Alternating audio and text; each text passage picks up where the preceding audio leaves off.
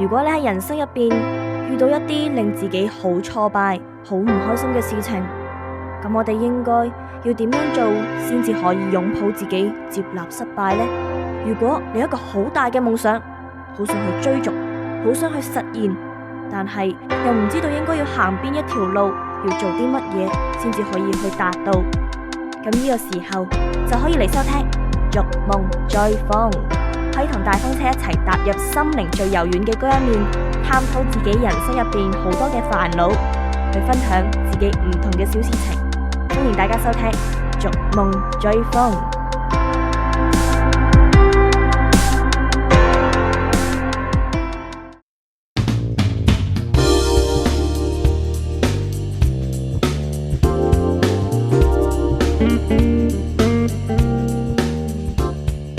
大家好，我係 Nancy， 你而家收聽緊嘅係 YM Radio。Hello， 歡迎大家收聽逐夢追風，我係大風車。大家身邊唔多唔少都一定會有一兩個朋友噶啦，咁當然啦，可能大家會話大風車，我真係冇朋友啊，我平時好孤獨，做乜都自己一個人嘅。唔緊要，因為大風車其實我都冇乜朋友嘅啫。咁今一集啦，我就諗住同大家探討一下朋友嘅意義。咁可能大家會講，朋友嘅意義唔係就係你玩得嚟就可以做 friend 咩？但係其實喺我眼中啦，朋友唔係一啲咁兒戲嘅嘢嚟噶，可能我係一個比較較真少少嘅人啦，所以喺我眼中呢，朋友呢樣嘢唔單止係傾得埋口就可以做到嘅，而係你哋兩個雙方之間有靈魂上面嘅共鳴，先至可以稱得上係真正嘅朋友。咁乜嘢叫做靈魂上嘅共鳴呢？就唔係嗰種你平時見到就 say 兩句 hello 早晨啊，食餐飯就算嗰種，而係你哋會互相傾訴，講出自己對於某啲事情嘅觀點、價值觀，然之後可能會有時候嘈下交，但係最後都會和好返，並且尊重對方嘅嗰一啲，先至算得上係真正嘅朋友。咁大風車我人生入邊啦，其實好似我咁講，係真係好少朋友嘅，可能係因為我眼中啦，朋友嘅定義係比較深重少少嘅，所以我會覺得啦，最多稱得上嘅就係一啲合作夥伴，而唔係朋友咯。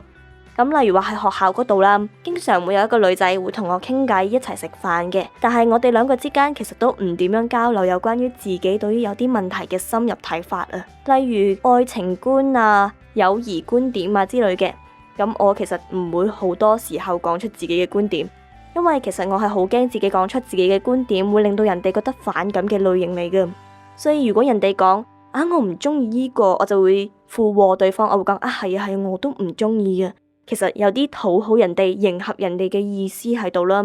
咁我可以講下我另外一個朋友啦，之前喺節目入邊大家都有見過嘅 Jasmine。咁其實我同佢係由細到大識咗好耐嘅朋友嚟嘅。咁其實細個嗰陣時啦，因為我哋係同一間小學、同一間幼稚園添嘅。佢同我講過，我哋第一次相遇係我喺樓梯間嗰度喊，然之後佢過嚟安慰我。咁其實我係一個好中意喊嘅人嚟嘅，特別係小學嗰段時間、幼稚園嗰啲時間，我日日喺度喊嘅。所以好似 Jasmine 咁樣，日日可以留喺我身邊，安慰我、陪伴我、接受我一切負面情緒同埋我嘅缺點，呢一種人我好珍惜，我好希望可以同對方成為一世嘅朋友。但係講到一世嘅朋友呢幾個字，好多人會覺得好沉重啊，而且好多人都會講我承諾唔到成為你一世嘅朋友，因為唔確定未來會發生啲咩事，所以一啲唔確定嘅嘢，大家都唔夠膽好擔保咁樣去確立自己會做到。但係其實大風車我對於一世朋友呢樣嘢係十分之睇重嘅。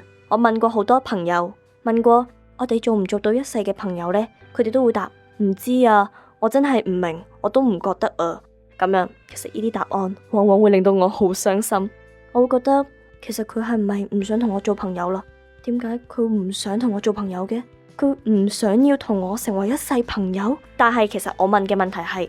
做唔做到，而唔係對方想唔想。所以其實對方話做唔做到同埋對方想唔想係兩回事嚟嘅。呢個道理都係我前一排先諗得清。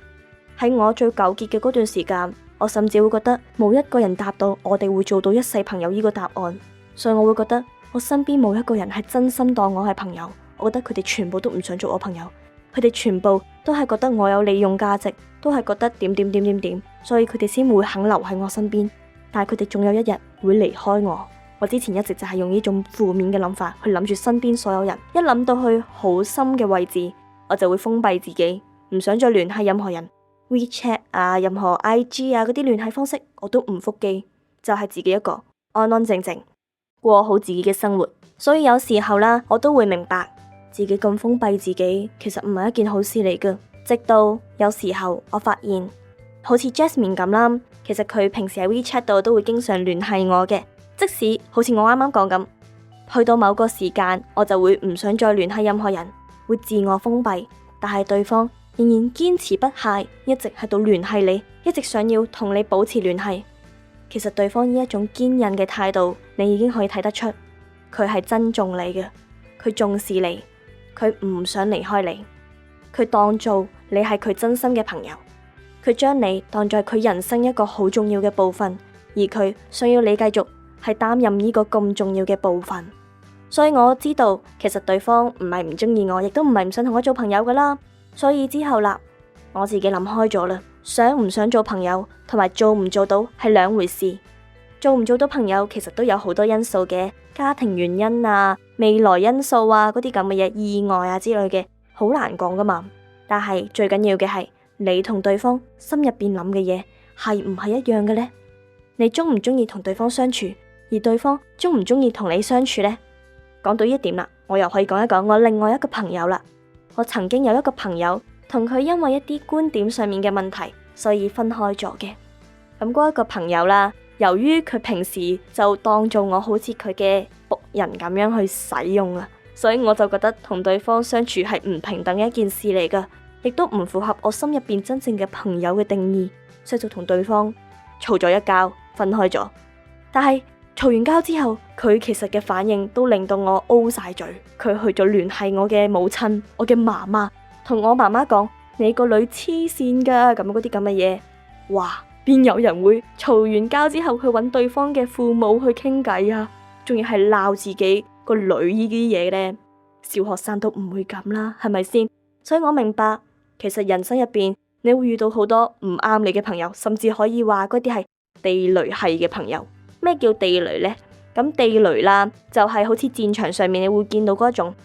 就係佢哋埋喺土壤入邊，所以你會見唔到表面上面風平浪靜，就好似同正常人冇乜分別咁。但係你深入咗，你會發現對方好多好棘嘅位，就例如我啱啱講嘅嗰個朋友啦，佢好棘，將對方當做對方嘅僕人，而且仲會一唔滿意就去聯繫對方嘅母親，去同對方嘅母親講呢個女黐線嘅之類咁嘅嘢。呢一啲表面好似冇乜嘢，但係背地裏已經腐敗晒嘅人呢，就可以稱為地雷系啦。咁好似呢啲地雷系朋友啦，大家小心啲，一遇到呢一啲咁嘅人呢，即刻撇清關係。一深入知道對方有一啲咁嘅問題，唔好再做朋友啦，真係唔好。除非你自己都係一啲差唔多類型嘅人，或者係你覺得自己可以接納到對方呢啲位，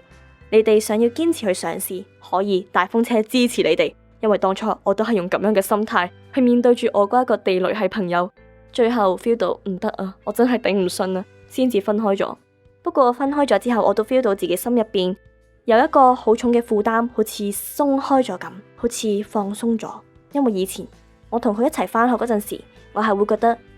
日日好似有一嚿石頭揞住我嘅心口咁樣，好辛苦。一諗到要面對佢，一諗到要公營咁樣去講一啲符合佢心水嘅嘢，我就會覺得，唉，我真係唔想返學。所以我覺得大家揾嘅朋友係要令到雙方相處得舒服嘅，嗰啲先至叫真正嘅朋友。而大家眼中嘅朋友又係啲乜嘢人呢？希望大家得閒都可以同大風車傾下有關於你哋對於朋友嘅睇法。我係大風車，歡迎大家下次再嚟收聽逐夢追風，拜拜。